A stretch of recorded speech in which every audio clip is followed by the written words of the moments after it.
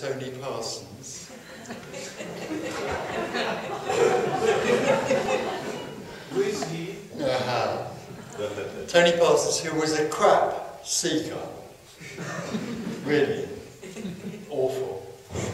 When he was young, he sort of got the feeling that when he was about 6 or 7 years old, he got the feeling that if God was any good at all, he would be in everything. He wouldn't be just in the church or anywhere. He'd be in everything. He must be everywhere. So later on, when he's about 17 or 18, he tried to become a Christian.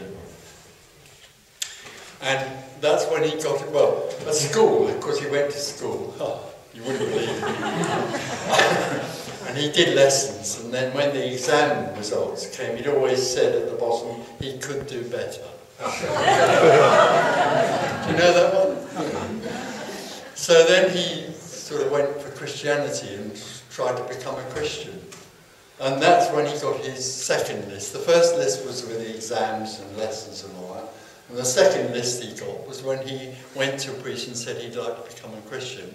So the priest taught him and gave him a list of things to do. There was a list of things to do, but a much bigger list of things not to do.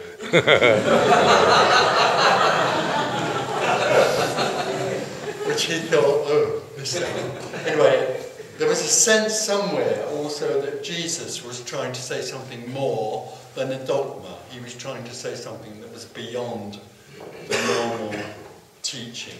That's why Tony Parsons tried to become a Christian. Anyway, there was this list which he tried to follow for a year or two. And also went to a priest in London, because this was a Protestant Catholic sort of upbringing. It wasn't Catholic, but it was a high English church teaching that this was going for. And I used to go to a priest in London. And one evening I went to this priest in London, and he said, now I have to tell you something sort of, that the priests have been advising young men about for years to do with sex. I thought, oh, this is going to be exciting. And he said, so what we're advising young men is that they shouldn't walk around or stand around with their hands in their pockets.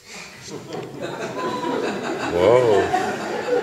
And I thought, well, what's this about? And he sort of tried to say, you might start playing with it. And I thought, well, that's funny, because I've been walking around with my hand in my pocket for years. And one of my pockets has got a hole in it. And it's quite a big hole.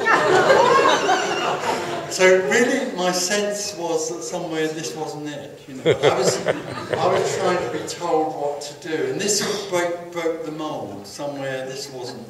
It didn't work for me. And so I then went on to somebody called Gurdjieff Uspensky, all that lot. Maybe you've heard of.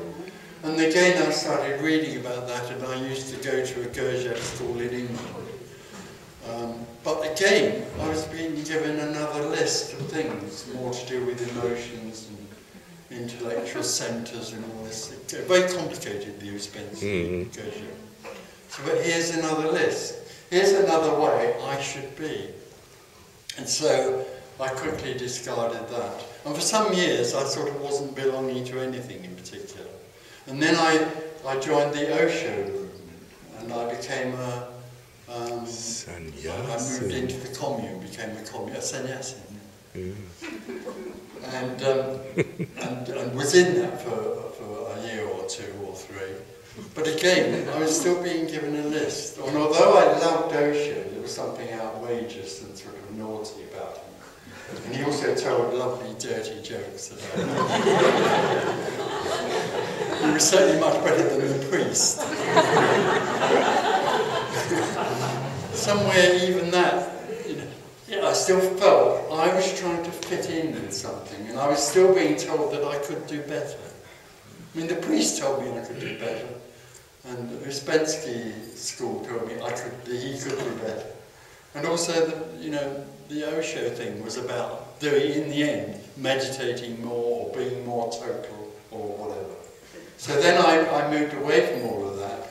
And there was a recognition somewhere that I wasn't very good at seeking. There was nothing. I was a failure as a seeker. So then, later on, I was living in Wiltshire and with Claire, and then I tried to write a big book about the meaning of life, which was ridiculous. I realised that, and I threw this book away and went and played golf for a year. I just forgot about the whole idea of writing a book or communicating anything at all. And then what was strange was, I was lying in bed with Claire one night. Whee! And suddenly something arose. No. I beg your pardon.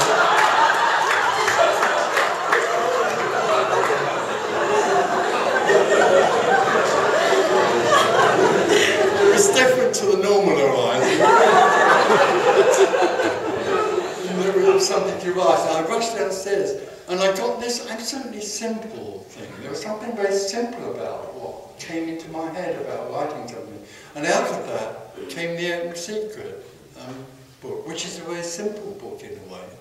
And so, what came out of that really, what began to become apparent, and I started to speak to people, and then it fell into place, was that actually what I was looking for has nothing to do with Tony Parsons at all.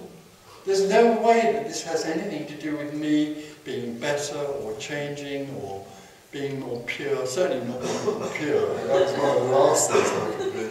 But somewhere there was a sudden recognition that what I was looking for was completely beyond any sort of effort or achievement. It was something that was not even given, really. It wasn't that there was something else that gave it to me. It was that simply the whole idea that there was someone here who had to find something simply collapsed. And there was nothing left but what is, which was amazing in a sense. And yet, I have to say that the final thing, the final end of Tony Parsons' story I'm telling you, was not dramatic. It wasn't dramatic. It was just very simple and natural. Simply and naturally, there is no one. There only is what is. So I hope you enjoyed the story.